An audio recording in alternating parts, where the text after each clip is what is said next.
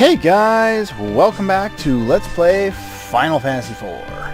Last time we looted all the treasure from the Dwarven Castle and got ourselves all equipped and ready to head toward the Tower of Babel, which is in this direction. So let's head over there now. Along the way we'll find a few new enemies, not too many. Hopefully we'll find some new enemies so I can show them off. Thank you. Alright, here we have three. Well, I think we've fought these goblin dudes before. They're not too challenging. And yeah, these guys fall pretty easily here. I think they have like 400 or 500 HP. And what do we have down here? These black lizards are weak to ice, so Ice 2 spell can take them out. And just make sure we're all healed up. Might as well. Cess will finish off this guy, and the armadillo up top. I don't think they're weak to much of anything, but they're also not that strong, so there's not a lot to worry about.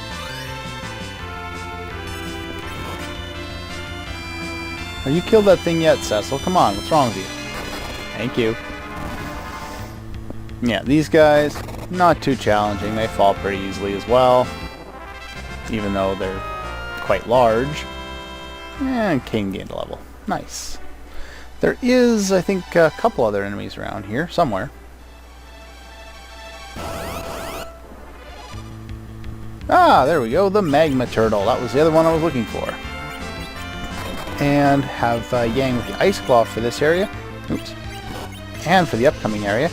And he can take out these magma turtles quite easily. Of course, that's from the back row, but, well, technically kind of from the back row. I'll just waste their turns attacking, because why not? It's faster in defending. There we go. Quite simple. If you feel like doing level grinding, your best bet is, I think I mentioned this last time, but the best bet is right outside the castle there with that healing pot. Here you want to take the left path and head up here. And apparently there's some cracks in the sub-ground, I guess this would be called. And every time you step on this tile, and this tile, and this tile, there are automatic sequences. So if you want to go back and save, you have to watch those all over again. Good thing I have tents and I won't have to go all the way back there to do anything else. Here is the Tower of Babel, and we have, I think these are upgraded versions of the ones we fought before. Again, they're still not very challenging. Oh, that sucked. I think Cecil needs to do some more damage here. I'm going to have to get him a new weapon. Let's target the back guy with Bio and take him out so he won't spawn any new guys, and maybe Rosa can finish off that guy in the front row.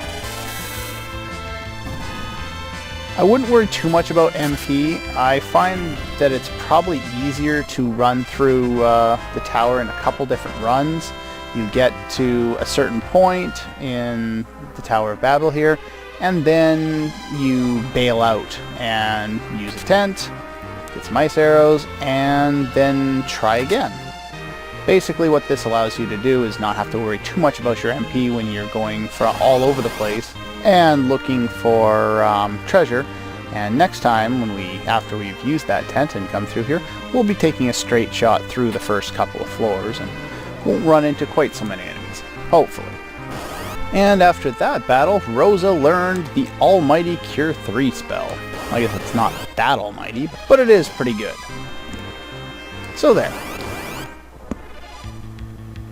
Here, I think we've seen both these enemies before, but they are all weak to ice, obviously, and since I don't have much in terms of ice weapons other than Yang's claw, I'm just going to use Rydia to summon Sheba.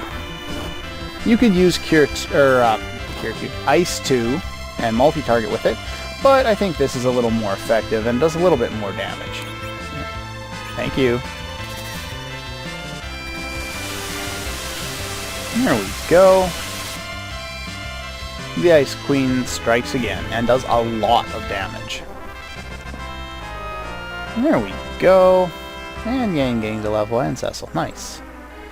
Over here, we get a green beret, which is It's a piece of headgear, and it's the only thing we didn't get new for Yang at the castle there. So there we go. That's great form there. I don't think it gives you an HP increase like it does in Final Fantasy VI, though. Meh. Okay, and in here we okay, we got a new enemy. About to hang my head in disappointment at this game for running into a battle as soon as I said something, but okay. This is a mystery egg. If you don't deal enough damage, it will hatch, revealing a monster. In this case, a black lizard, which is not much of a challenge because I've got ice claws. And that's a gradual petrify attack, as it seems. Not too much to deal with right now. There we go. And game, you suck. Anyway, these mystery eggs can actually, if I can get a turn, thank you, can actually be different enemies depending on, I don't know, battle formations or something. In this case, they've both been black lizards, but they can turn into chimeras and iron golems, I think they're called in this version of that enemy anyway, and other such enemies. So, all the way to get to the treasure chest and another fight. But this is a new enemy called Eyes, and the way these guys work is you attack them and they spawn a monster. In this case, they get the stone golem, not the iron golem, and of course, being a golem that's made of rock, it's weak to ice. Here is where I came across a rather well-known glitch of this game, actually.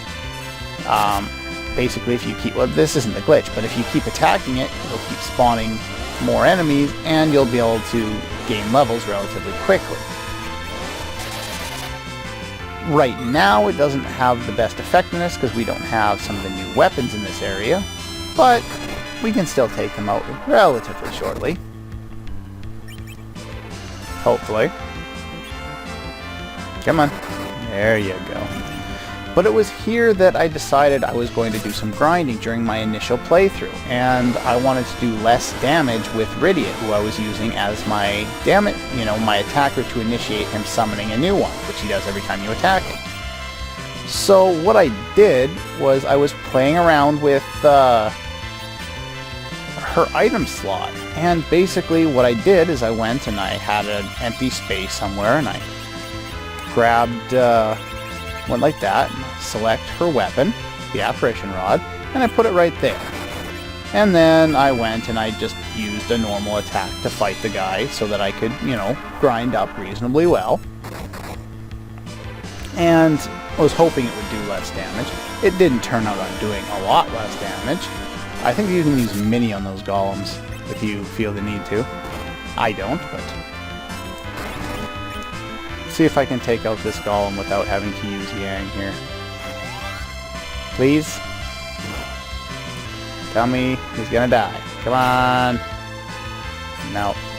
Ah, well, I just kind of wanted to use Yang to finish off this guy. I will, just because Yang has two different weapons that can deal quite a bit of damage. Well, let's see if I can... I'll use Yang here one more time.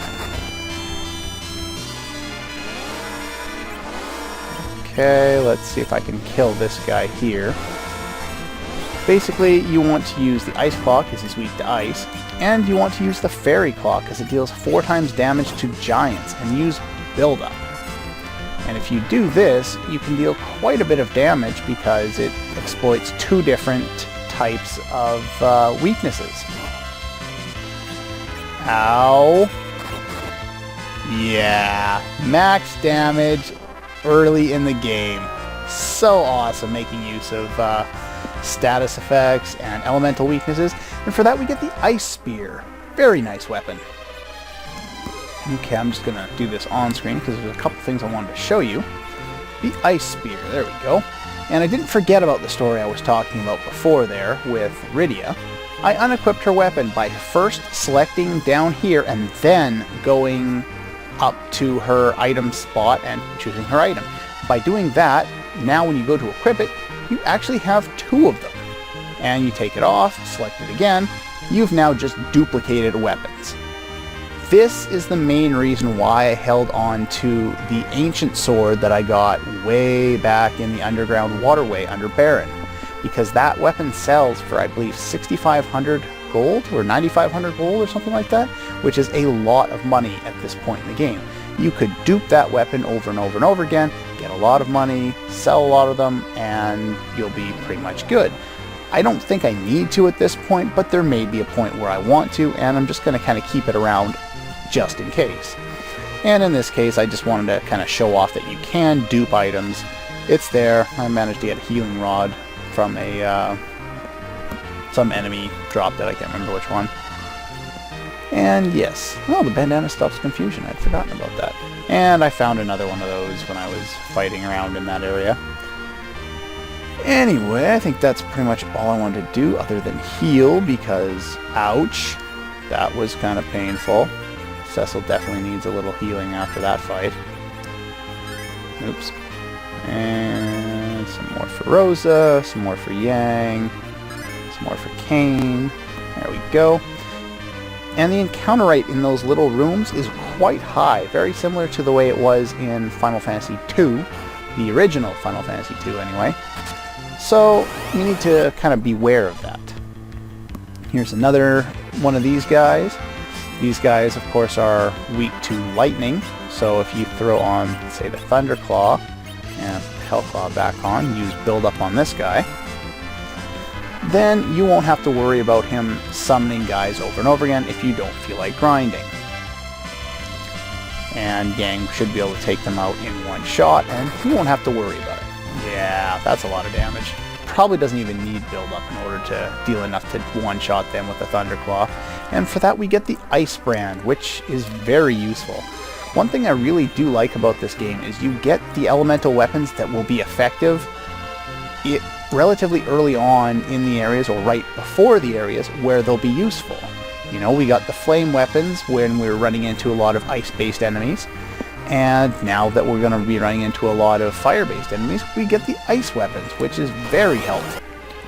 The one thing that it does do, unfortunately, is it makes it kind of, I won't say pointless, but it reduces the the necessity to use spells like Toad and Minnie in this area. And there we got, what did we get? We got the Hell Claw. Or no, we got the, I already have the Hell Claw. We got the Cat Claw. And the Hell Claw just increases strength. The Cat Claw increases strength by the same amount, I believe it's 3, and also increases agility by 3. So it ups its damage slightly. Not that that's a lot, but it's better than nothing. And there's a couple more treasure chests I want to get in this part, and then I think I'm going to call it a day. There's a Phoenix down there. And if you notice, there's two kind of little pillars standing next to this door, but it's not next to every other door. That means you'll be going to another floor. It's not just a room. Here we get the Killer Bow, which will be good if we're going to use bows anytime soon. Is this guy new? Let's see. Nope. Oddly enough, with the mystery eggs, it seems that they carry on the status weaknesses of the enemy it's going to turn into. That was probably going to be a black lizard, which would have been weak to ice.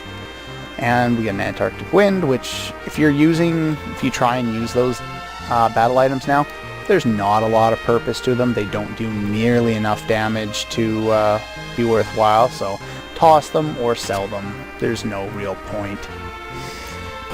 Anyway, that's pretty much all for this part, and we've seen these enemies, but they fall down relatively easily now that we have the ice weapons. We can just have Yang and Cecil and Cain all attack, and they all fall in one hit. And you don't have your Ice Claw. Now you have your Ice Claw. Now you'll take them out. Status weaknesses, and in this case elemental weaknesses, are very handy. That's one of the things about some of the other games, you know, like Final Fantasy VII, for instance. There's not a lot of instance where you'll be using elemental weaknesses. For the most part, you'll be using basic spells because nobody, or not very many enemies, are weak to very much at all, and they're not strong to very much at all. But like I was saying earlier, the two little pillars beside the door there, on the one at the bottom there, and on the one to the left, that tells you that it goes to the next floor. This one here, or specifically one floor down, that's the way to move on with the game, kind of. The one above me does go to the previous floor, where you'll see that it's telling me you can go to the next floor.